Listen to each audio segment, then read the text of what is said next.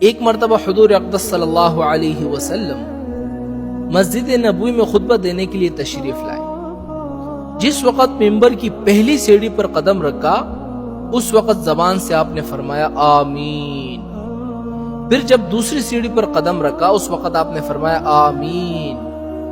پھر جس وقت تیسری سیڑھی پر قدم رکھا پھر آپ نے فرمایا کہ آمین۔ اس کے بعد آپ نے خطبہ دیا۔ پھر آپ خطبہ سے فارغ ہو کر نیچے تشریف لائے تو صحابہ نے سوال کیا کہ یا رسول اللہ صلی اللہ علیہ وسلم، آج آپ نے ممبر پر جاتے ہوئے بغیر کسی دعا کے 3 مرتبہ آمین کہا، اس کی کیا وجہ ہے؟ حضور پاک صلی اللہ علیہ وسلم نے جواب دیا کہ بات دراصل یہ ہے کہ جس وقت میں ممبر پر جانے لگا نا اس وقت جبریل امین میرے سامنے آ گئے۔ انہوں نے 3 دعائیں کی اور میں نے ان دعاؤں پر آمین کہا۔ حقیقت میں وہ دعائیں نہیں تھی بلکہ وہ بددعائیں تھی۔ ذرا آپ 1-2 منٹ کے لیے تصور کریں کہ مسجد نبوی جیسا مقدس مقام اور غالباً جمعے کا دن ہے اور خطبہ جمعے کا وقت ہے جو دعا کی قبولیت کا وقت ہوتا ہے، اس وقت دعائیں ضرور قبول ہوتی ہے اور دعا کرنے والا جبریل امین ہے اور آمین کہنے والا حضور اقدس صلی اللہ علیہ وسلم ہے۔ کسی دعا کی قبولیت کی میں اس سے زیادہ گارنٹی کیا دوں آپ کو؟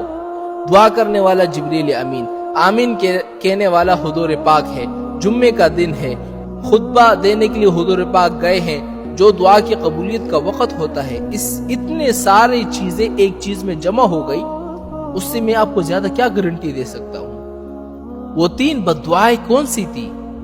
پہلی بددعا حضرت جبریل امین نے فرمایا کہ وہ شخص برباد ہو جائے جو اپنے والدین کو بڑھاپے کی حالت میں پائے اور پھر ان کی خدمت کر کے اپنے گناہوں کی مغفرت نہ کرائے اور جنت حاصل نہ کرے۔ آپ آج دیکھیں نا، اکثر لوگ والدین کی نافرمانی کرتے ہیں۔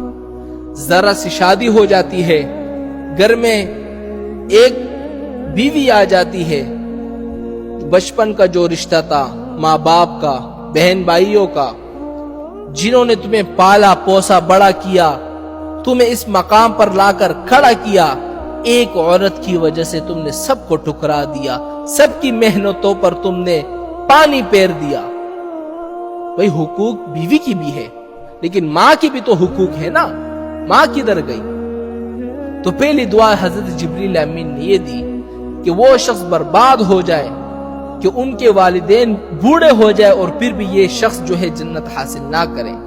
تو اس لیے میرے بھائیو، خدا را والدین کی خدمت کرو، اس میں شرمانے کی کوئی بات نہیں ہے، کوئی شرم کی بات نہیں ہے۔ بندہ ہزاروں گناہ کرتا ہے، ڈانس کرتا ہے، کلب جاتا ہے، بے حیائی کے کام کرتا ہے، ان چیزوں میں اس بندے کو شرم نہیں آتی۔ ماں باپ کی خدمت میں شرم آتی ہے، یا تو مجھے شرم آتی ہے ماں باپ کے پیر دباؤں گا، ارے میرے بھائی شرم آئے گی، تم تو جنت کو ٹکرا رہے ہو اور جہنم کی طرف جا رہے ہو۔ تو اس لیے ماں باپ کی خدمت ضرور کریں۔ اور دوسرے بددعا یہ دی کہ وہ شخص ہلاک ہو جائے جس پر رمضان کا مہینہ پورا گزر جائے، اس کے باوجود وہ اپنے گناہوں کی مغفرت نہ کرائے۔ کیونکہ رمضان کے مہینہ آپ دیکھیں نا، ایک عاشرہ رحمت کا ہے، ایک مغفرت کا ہے، ایک جہنم کی آزادی کے پروانے ہیں۔